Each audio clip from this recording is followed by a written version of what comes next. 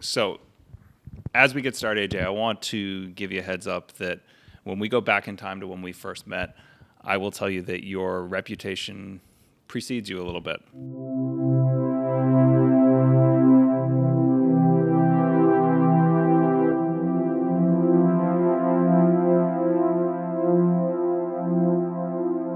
And so I'm going to tell you a story I have not told you in the past.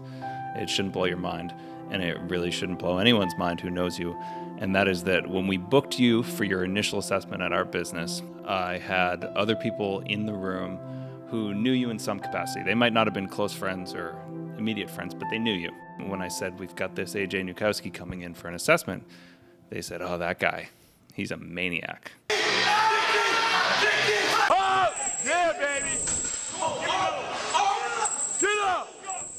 And I said, elaborate. I mean, you got to tell me how a high school kid can be a maniac. And you can tell me if this is accurate or not, but they said that AJ had got his hands on a key to a local batting cage, and he would be in the cage doing tee work at 4:30, 5 in the morning on school days to get his work in before he hit the road for school.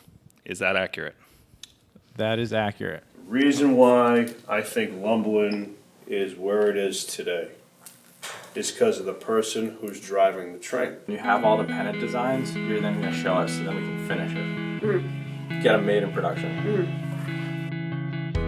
You see, people have great companies, but not great owners. People have great ideas, but if you don't have somebody who is behind it 100% and who can execute, that's the thing. Like, everybody can try, but if you don't execute, it doesn't mean anything. No one feels sorry for you in business or in life. So you have to figure it the fuck out, or you're gonna get eaten. Okay, so the reason I bring that up is because it foreshadowed a lot of what I saw with you in the years to follow, right on through to today. And it was a pretty good indicator of the direction you were headed professionally as far as you identifying a target and attacking it. Would you be willing to elaborate a little bit on that story and tell me about how it reflects your upbringing and how you decided to attack being an entrepreneur? Yeah, definitely. I think a little bit the apple didn't fall far from the tree. I hope I can say that, but he's just who he is. He's always worked hard in high school and in college. He's always worked hard. That's just kind of who we kind of are. You know, I think I learned a lot from my dad. My dad's a contractor. He owns his own construction company. He really pushed me to work very hard. I think he had very, very high standards as well. Most people would work Monday through Friday, and he was working on Saturday and Sundays too. And I was like, well, what are you doing? Like, why aren't you taking a day off? Like, isn't this supposed to be days off?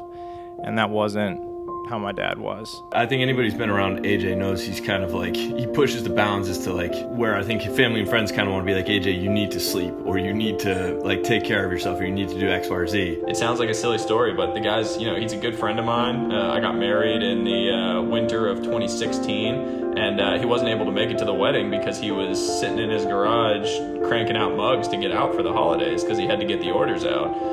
That's just the type of guy he is. And look, like, I respect the hell out of that. I can't fault a guy for that. He's my friend. Was there ever a point where people in your network or in your family started to almost take you into an intervention and say, hey, AJ, you're burning the candle at both ends.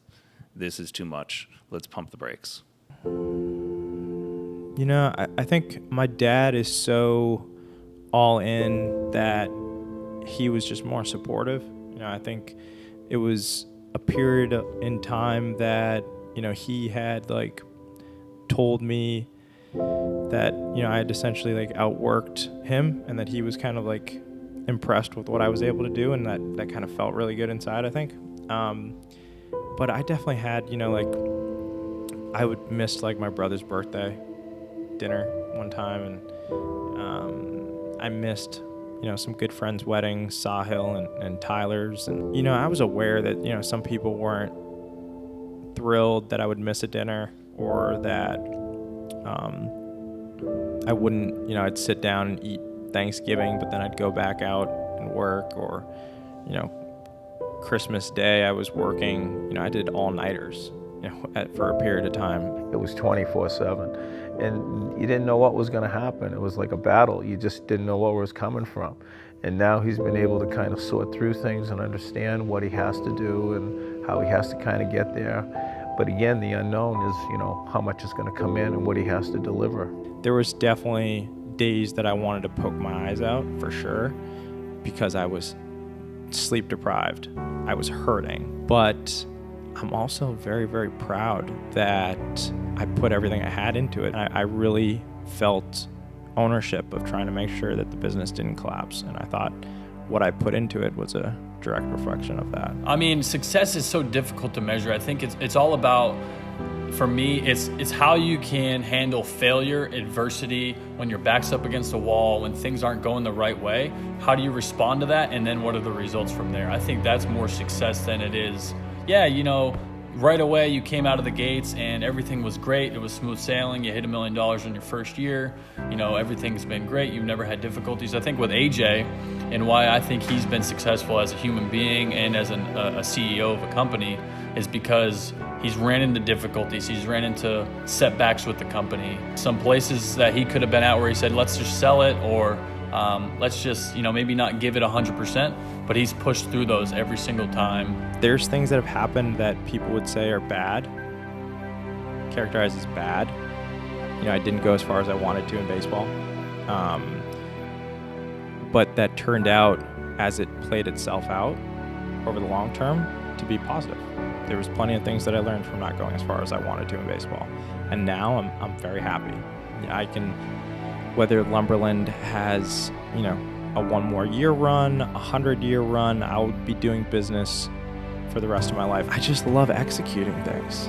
I just absolutely love it. Like, it boils my blood to hear somebody have an opinion on something and then to know that I can do something about it or rig the outcome and then go do it. I love it.